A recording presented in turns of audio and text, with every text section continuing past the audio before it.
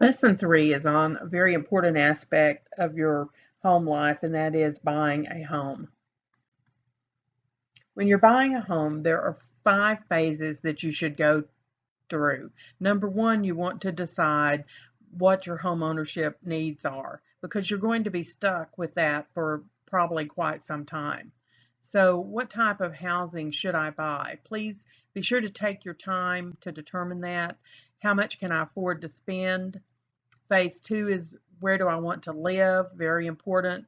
Probably you want to live fairly close to your job, or do you mind traveling in and want to live in the country? So you may need to make these determinations. What aspects of the home need improvement? So when you're evaluating a home, you have to decide how much improvement is going to be needed, and can I afford to make that improvement?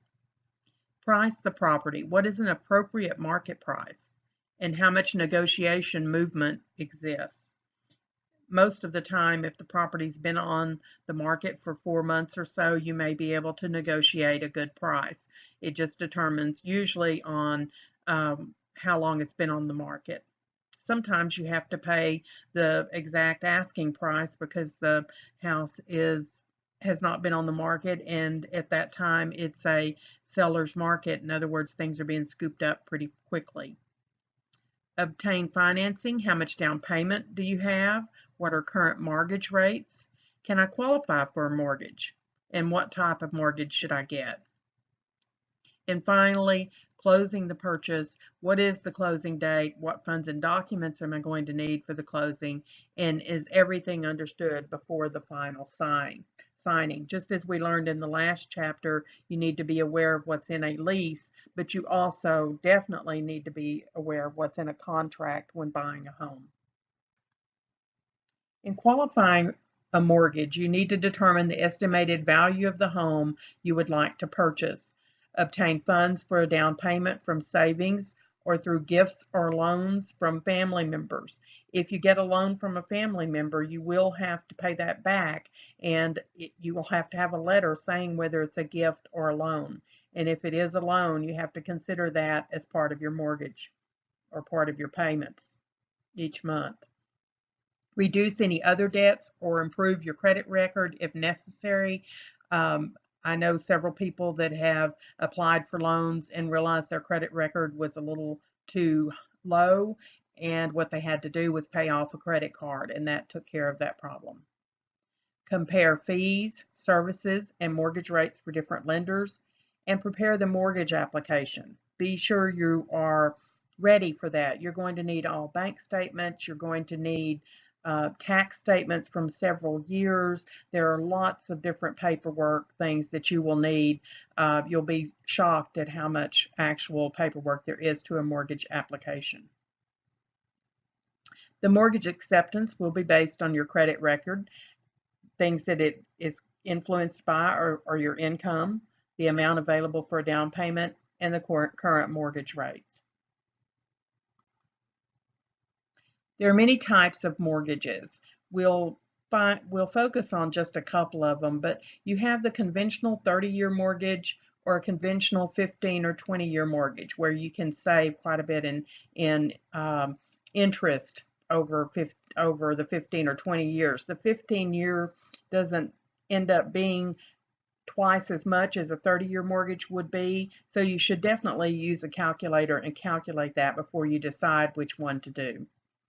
An FHA or VA fixed rate mortgage. These are really good, especially for military. You just want, because you don't have to pay as much down, but you do want to be careful because if you are in the military, for instance, and get shipped out of that base pretty quickly, then you'll have to sell the house, and more than likely you'll be upside down, meaning that you will owe more on the house than you can sell it for. Balloon loan, 3 to 10-year terms, adjustable rate, ARM, the graduated payment mortgage, and the growing equity mortgage. Most of these we won't look at intensely in this class, but you do need to be aware that there are lots of types of mortgages, and you need to look at all of these before you jump into a mortgage. As you get older, some of the other financing methods may be a second mortgage if you have quite a bit of home equity in there and say you want to make some improvements because the house is 20 years old, then you may be able to get a second mortgage or a home equity loan. Take a loan out of the equity that you have actually in the house. A reverse mortgage if you're 62 years or more older, and there's a video on that, but a reverse mortgage means that you will end up actually the bank will end up paying you each month, but you've really taken out a loan. Refinancing, some refinance at a younger age. A lot of refinancing has gone on as the mortgage rate has been decreased because they could save a lot of interest by refinancing. But when refinancing, you have to consider that you've still got to pay the closing costs, so it may cost you quite a bit to refinance.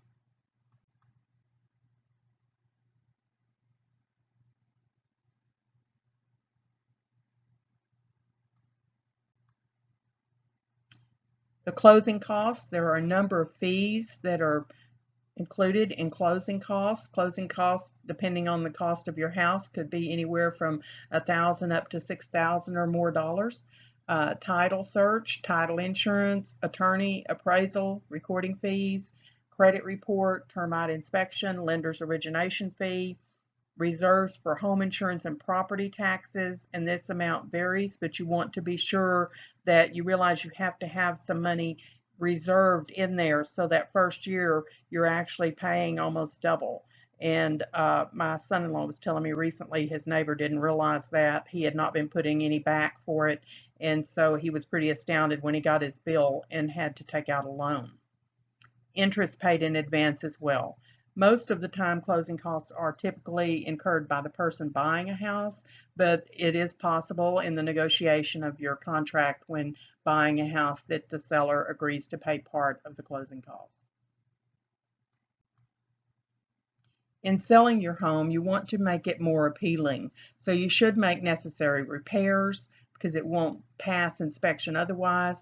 You need to paint the exterior and interior areas probably and update various features, maybe plumbing, carpeting. If your house is an older home, it may need to be brought up to code depending on the code for the city and things like that. So you'll find that if you've watched HGTV at all, you'll find that you can actually put 5,000 into the home and you may be able to get 10,000 out of it more. So it is sometimes a good idea to make it more appealing so that you can sell it.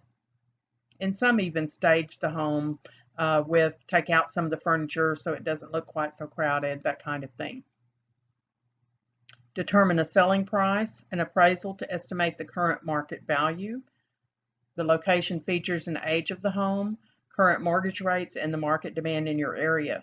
Not everyone gets an appraisal when they determine their selling price. Sometimes they determine that selling price by their tax appraisal as well as what is selling in their area and how much it's selling for. You just want to be careful that you're not underselling your house. Decide if you want to do a sell by owner, but keep in mind there's a lot to do. If you're going to do this, you're in charge of all the media advertising, the costs of putting it in the newspapers, internet flyers, the cost of open house, signs, etc. Be ready to meet and show your home to prospective buyers. And you will need a lawyer and or a title company to handle the legal aspects of closing.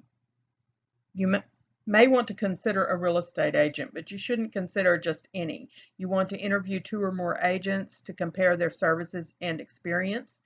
Be sure it's someone that you get along with and that you feel like you can work with. Expect the agent to provide a marketing plan.